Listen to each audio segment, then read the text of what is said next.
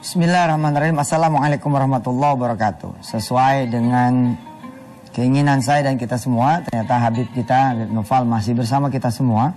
Subhanallah, beberapa pekan yang lalu kedatangan Syekh Hisam Indonesia. Subhanallah, Indonesia menjadi tambah barokah. Nah, sebelum kemudian kita berlanjut kepada Futul Makkah dan Al-Fat, saya ingin mengajak pemirsa sebentar bernostalgia. Bagaimana Rasulullah benar-benar mencintai Madinah. Karena ketika masuk ke Madinah, Rasulullah pun dicintai oleh Madinah.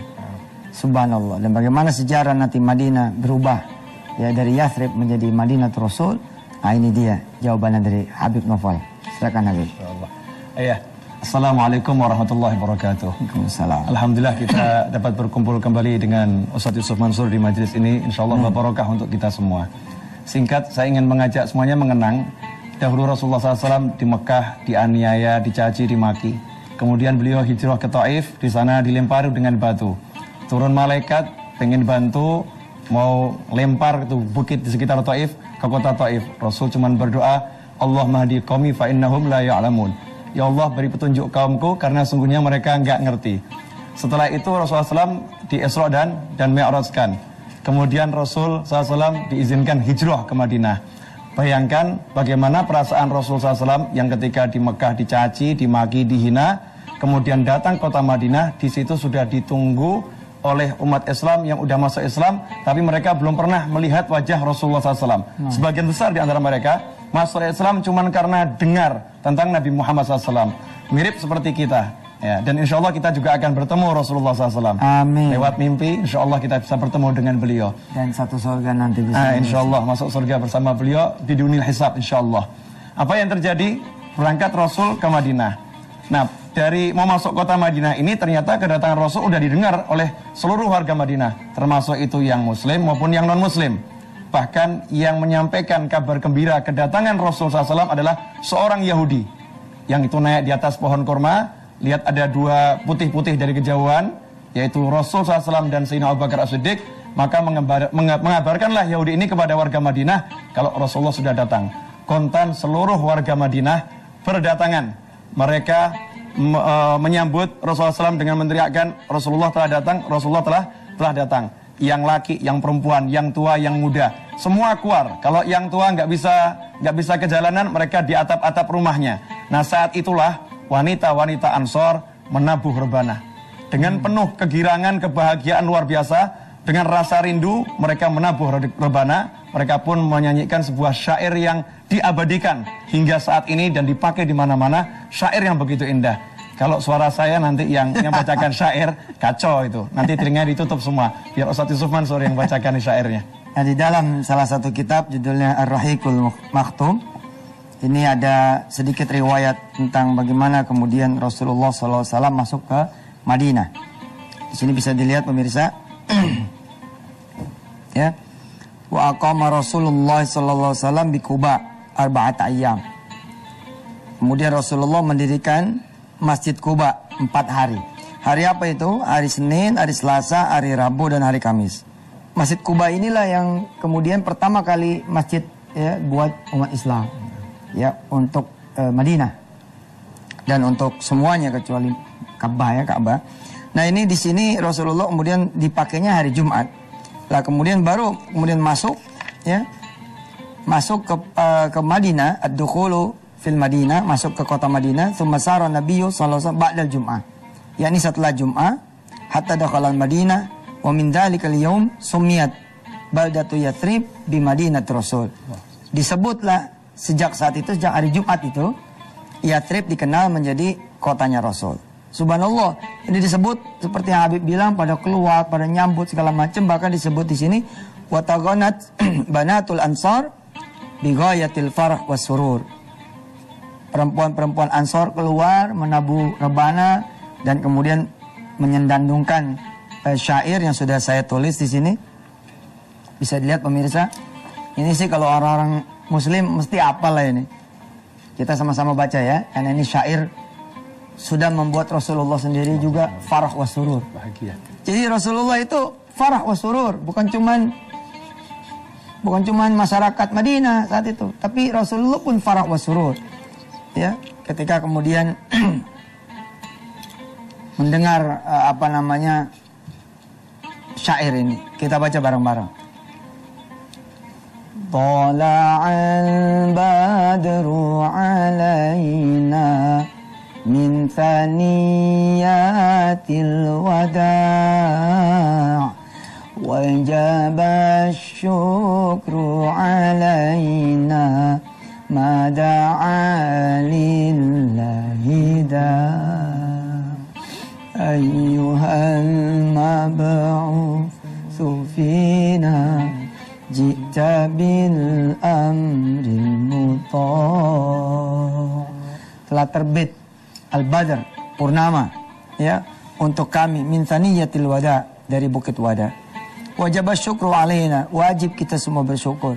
Mada'a lillahi da, akan apa perintah yang dibawa oleh sang penyeru, yakni Rasulullah sallallahu alaihi wasallam. Ayyuhal mab'utsu fina, wahai yang diutus ke kami, jita bil amril muta'. Engkau datang dengan satu perintah yang wajib kami taati. Tidak kalah kemudian juga gembiranya Rasul, ketika kemudian Rasulullah dengan sahabat-sahabatnya dan kaum muslimin masuk ke kota Makkah. Fathul Makkah. Fathul Makkah, dan terjadi juga penyambutan di sana. Ini the glory, ya. Merinding, the glory of Muhammad sallallahu alaihi. Insya Allah bisa dirasakan oleh saudara-saudara, khususnya yang baru pertama kali nanti menginjak kota Makkah dan Madinah. Pokoknya kalau masuk kota Madinah, begitu yang tidur dibangunin kan, di bis nih, Bapak Ibu Dhaifur Rahman yang dirahmati Allah, bisa bangun. Kita sebentar lagi masuk kota Madinah, yang di sebelah kanan saudara, sebelah kiri saudara, oh diceritakan, bah itu mulai merinding di sini, seng gitu bangun. Kayaknya saya pertama kali, astagfirullahaladzim, bukan saya lah, ada ustadz lah. Nggak enak ngomong. Itu seperti disambut. Sama kita punya jeda itu, sama kita punya injit itu. Sepertinya ada yang tersenyum gitu, subhanallah. Ya walaupun kita ngebayangin, ya kan, ngebayangin Masya Allah, seakan-akan Rasul ada di depan kita. Salamnya saya kan, Assalamualaikum ya Rasul, Assalamualaikum. Bukan Assalamualaikum. Bukan Assalamualaikum. Assalamualaikum seperti di depan mata. Nah, Futul Makkah ini lebih gila daripada kemudian Rasulullah masuk Madinah. Ada satu surah yang turun, Al-Fat. Ada ini, ada itu, subhanallah. Semua peristiwanya peristiwa heroik. Ya, insya Allah nanti setelah segmen yang berikut ini, kita jeda dulu dengan yang mau lewat. Habib akan meneruskan penjelasan tentang Hudaybiyah yang kemarin sempat terpotong. Terima kasih, silakan lewat dulu. Baik, Bib, langsung Bib, silakan. Ya, kemarin kita sudah bersama-sama membahas tentang perjanjian Hudaybiyah. Ada beberapa hal yang menarik tentang perjanjian Hudaybiyah. Sebetulnya perjanjian itu terjadi tidak serta-merta langsung terjadi kesepakatan. Beberapa kali utusan orang-orang kafir Quraisy memberikan tawaran, dan Rasul juga memberikan tawaran. Sampai diutusnya seorang yang bernama Suhail. Ketika seorang bernama Suhail ini datang, yang akhirnya nanti juga masuk Islam, Suhail ini begitu datang, Rasul mengatakan bahwasanya urusan kalian akan dimudahkan oleh Allah. Kenapa? Karena yang datang namanya Suhail. Dalam bahasa Arab artinya mudah gitu. Karena yang datang orang yang namanya mudah, Rasul mengatakan urusanmu akan dimpermudah oleh Allah. Begini memang kebiasaan Rasulullah SAW. Beliau suka dengan fa'al khair, pertanda baik. Jadi di Islam itu mengambil pertanda baik itu sunnah, boleh. Tapi kalau mengambil pertanda buruk haram, nggak boleh. Misal kita mau keluar, datang orang yang namanya bangkrut misal. Wah, waduh bangkrut nih gua nih, nggak mungkin. Nah, itu nggak boleh, haram. Atau ada tokek. Ada tokek gitu kan. Atau cicak jatuh. Cicak jatuh. Kemudian kalau ada pertanda buruk nggak boleh kita meyakini, haram hukumnya. Tapi pertanda baik itu boleh dan bahkan dianjurkan seperti yang dilakukan Rasulullah SAW dalam berbagai kesempatan. Nah, terciptalah perdamaian damai. Nah, di situ ada banyak poin dalam perdamaian damai, perjanjian damai tersebut. Ada satu hal yang menarik, 10 tahun Rasul mengajukan gencatan senjata, tidak boleh ada peperangan. Singkatnya begini, setelah terjadi perjanjian ini kemudian dijalankan, apa yang dilakukan Nabi Muhammad SAW? Perjanjian ini kalau dilihat dari isi-isinya, butir-butirnya, seakan-akan merugikan umat Islam. Dimana kalau ada umat Islam yang kemudian murtad, kemudian kembali ke orang kafir, nggak boleh dikembalikan, nggak boleh dikejar, nggak boleh ditahan. Tapi kalau ada orang kafir yang masuk Islam, maka harus dikembalikan pada orang-orang kafir. Banyak poin, 10 tahun tidak boleh berperang. Tapi ternyata poin ini justru menjadi keuntungan untuk Islam. Kenapa? dengan adanya perdamaian, maka masyarakat itu berbaur. Masyarakat datang ke kota Madinah, masyarakat datang ke kota Mekah. Maka terjadilah komunikasi yang baik antara warga. Sehingga umat Islam dengan leluasa, karena ada perjanjian, dengan leluasa menyebarkan Islamnya, menyampaikan Islamnya. Hasilnya, ketika Rasul SAW berangkat ke Mekah pertama kali itu, sebelum terjadi Sulh Hudaybiyah, jumlahnya hanya 1.400 orang yang berangkat. Ketika Fathul Mekah 2 tahun setelah itu, 2 tahun setelah Sulh Hudaybiyah, ketika Fathul Mekah, udah puluhan ribu orang yang ikut untuk Fathul Mekah. Jadi lebih dari 10 kali lipat jumlah umat Islam yang masuk ke dalam agama Islam berkat perjanjian tersebut. Nah, menariknya Ustadz, ternyata Rasulullah SAW memanfaatkan momen itu untuk tulis surat kepada raja-raja yang ada di dunia. Nah, dalam tulis surat ini ada hal yang menarik. Ada hal yang menarik, banyak hal.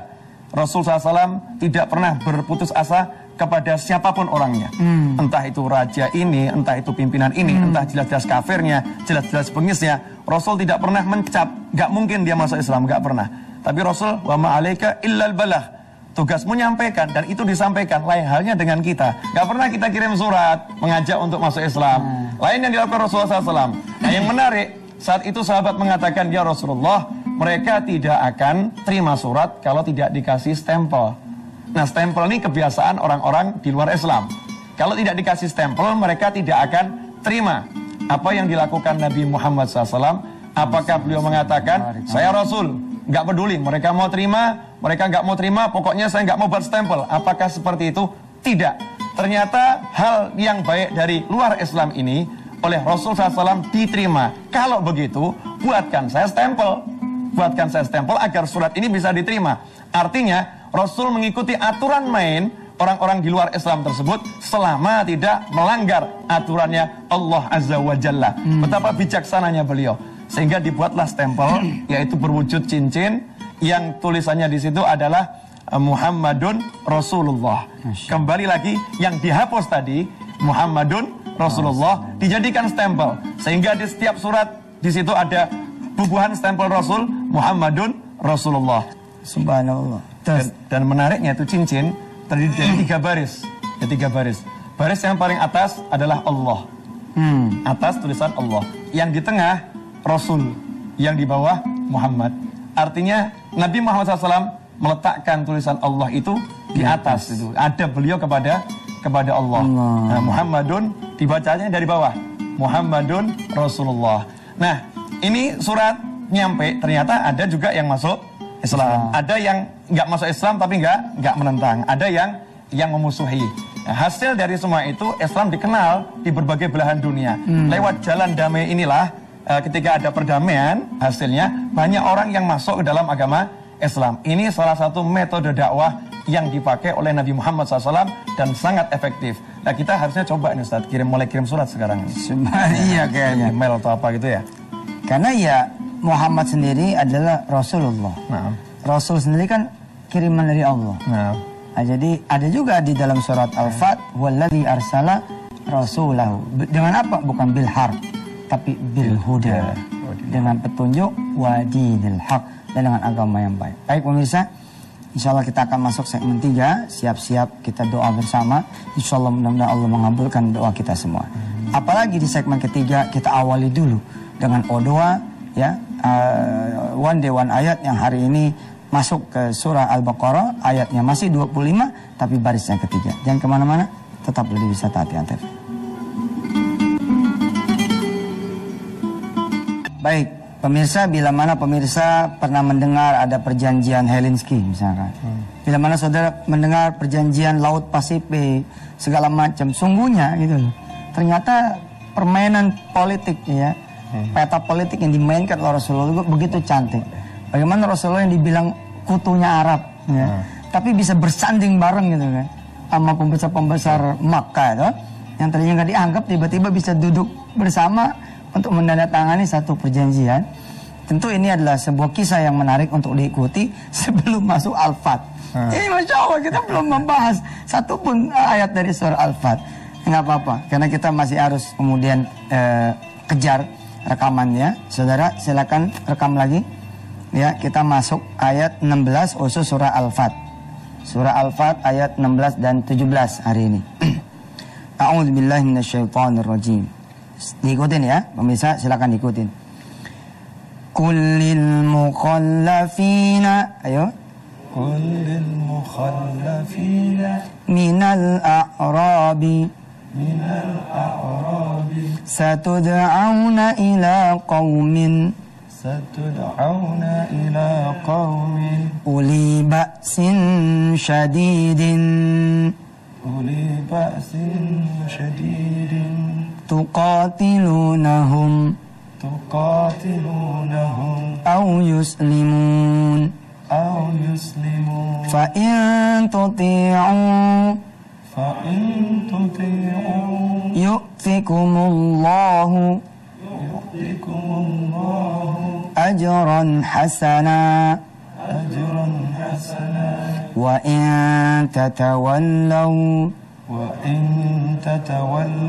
kama tawallaytum min qablu yu'adzibkum azaban alima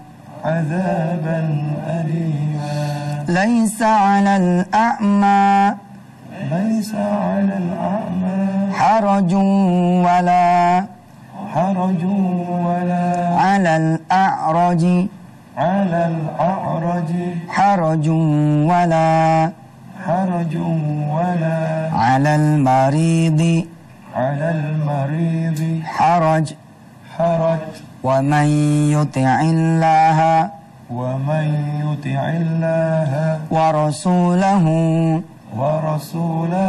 yudkhilhu jannatin tajri min tahtihal anhar wa man yatawalla yu'adzibhu azaban alima. Masya Allah, penuh berkah acara pagi-pagi ini.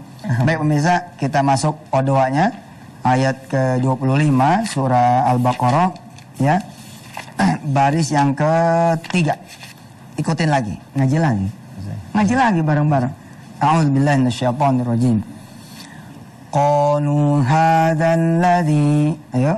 Qalu hadzal ladzi ruziqna min qablu wa utu bihi mutasyabiha walahum fiha azwajum mutahharah wa hum fiha khalidun. Shadaqallahul azim. Sekarang saatnya berdoa, Abi. Abi pimpin. Pemirsa saat ini sedang ada di depan televisi, bahkan ada di antaranya berhenti di jalan-jalan. Fadhal pimpin. Bismillahirrahmanirrahim. Para pemirsa dimanapun Anda berada, mari Anda berdoa, menghadapkan diri kepada Allah, mohonkan apa yang dimohonkan, karena saat ini bersama-sama dengan kita para malaikat mengaminkan doa-doa kita. Amin. Mari ya Allah, dengan berkat Nabi Muhammad SAW, kabulkanlah doa-doa dari saudara-saudara kami ini. Ya Allah, dimanapun mereka berdoa, dimanapun mereka berada, kabulkanlah doa-doanya ya Allah. Kabulkanlah ya Arhamar Rahimin. Kabulkanlah ya Arhamar Rahimin. Ya Allah, jadikanlah para malaikatmu mengaminkan doa-doa ini ya Allah. Jadikanlah para malaikatmu mengaminkan doa-doa ini ya Allah.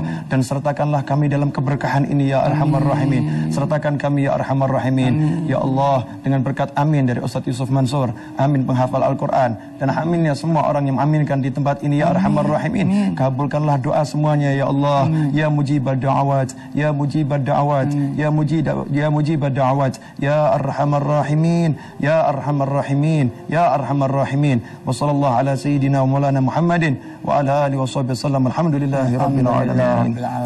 Alhamdulillah. Terus pemirsa berdoa, jangan habis dulu, terus aja dulu berdoa sampai nanti kemudian kita dapat ketenangan batin dari Allah SWT. Terima kasih. Saya Sumansur dan Habib Nova mengucapkan banyak-banyak terima kasih. Sampai ketemu lagi. Wassalamualaikum warahmatullahi wabarakatuh. Waalaikumsalam warahmatullahi wabarakatuh.